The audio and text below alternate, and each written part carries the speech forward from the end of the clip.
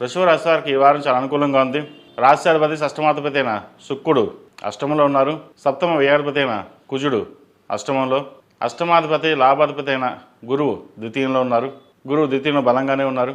కుటుంబ పరంగా సానుకూలంగా ఉంటుంది. ఉద్యోగపరంగా స్థిరాస్తుల పరంగా రావాల్సిన బెనిఫిట్స్ ఏవైతే ఉన్నాయో కలిసి వస్తాయి. బంధుమిత్రులతో కలిసి ఆనందంగా కాలాన్ని గడుపుతారు. భూ సంబంధించిన విషయవహారాలు సానుకూల పడతాయి. ఒక స్థిరాస్తిని అమ్మి ఇంకో చోట ఇన్వెస్ట్మెంట్ చేద్దామన్న ప్రయత్నం ఏవైతే ఉందో అది ఫలిస్తుంది. వచ్చిన అవకాశాలని సద్వినియోగపరుచుకుంటారు. బంధుమిత్రులతో కలిసి ఆనందంగా గడుపుతారు. చిన్న చిన్న విభేదాలు ఏవైతే ఉన్నాయో అవి సమస్యపోతాయి. నలుగురితో పాటు సరదాగా ఉండాలి, కలిసిమెలిసి ఉండాలన్న భావన ఏదైతే ఉందో అది నెరవేరుతుంది. అదేవిధంగా ఖర్చులు అదుపులోకి వస్తాయి. ₹1కి 80 పైసలు ఖర్చు ఉంటుంది. 20 పైసలు సేవ్ చేయగలుగుతారు. వచ్చిన ధనాన్ని సద్వినియోగపరచుకోవడం, జాగ్రత్త పరచడం అనేది చెప్పదగినది.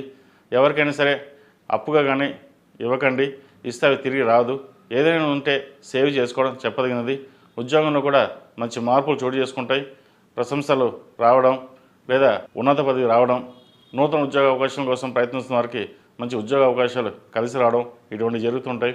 అదేవిధంగా వివాహానికి సంబంధించిన విషయవహారాలు సంబంధం చేదాకా వచ్చి చేజారిపోతుంది. దగ్గర సంబంధం కదా బాగుంది వచ్చింది అని అనుకుంటాం, అది ఏ ఇతరతర కారణాల వల్ల చేజారిపోవడం జరుగుతుంది. ఒక అందుకు ఇది మన మంచికే అనుకోండి, తర్వాత మంచి సంబంధం ప్రయత్నం చేయండి, ఫలితాలు బాగుంటాయి.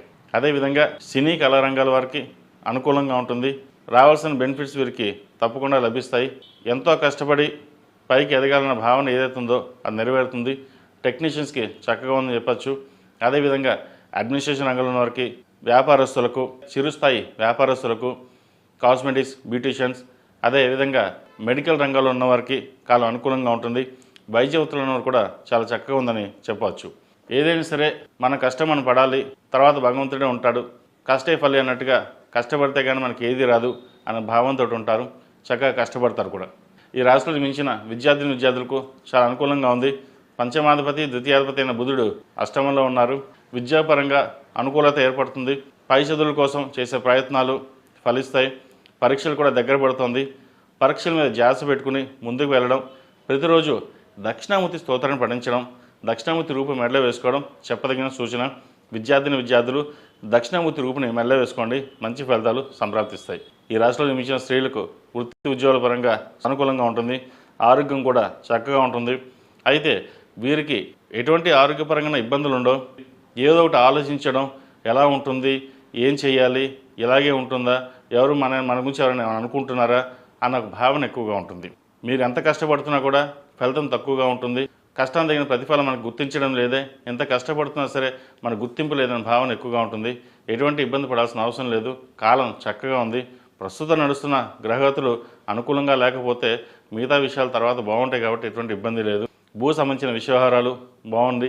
ముఖ్యంగా రియల్ ఎస్టేట్ రంగాల్లో ఉన్న వారికి చాలా అనుకూలంగా ఉందని చెప్పచ్చు. ఈ రాశి వారు ప్రతిరోజు ప్రతినిత్యం ఓం నమో నారాయణ వృత్తులతో దీపారాధన చేయడం, కాలభైరవ అష్టకం పఠించడం చెప్పదగిన సూచన. ఈ రాశిలో జన్మించిన వారికి కలిసి వచ్చే సంఖ్య 6, కలిసి వచ్చే రంగు బ్లూ.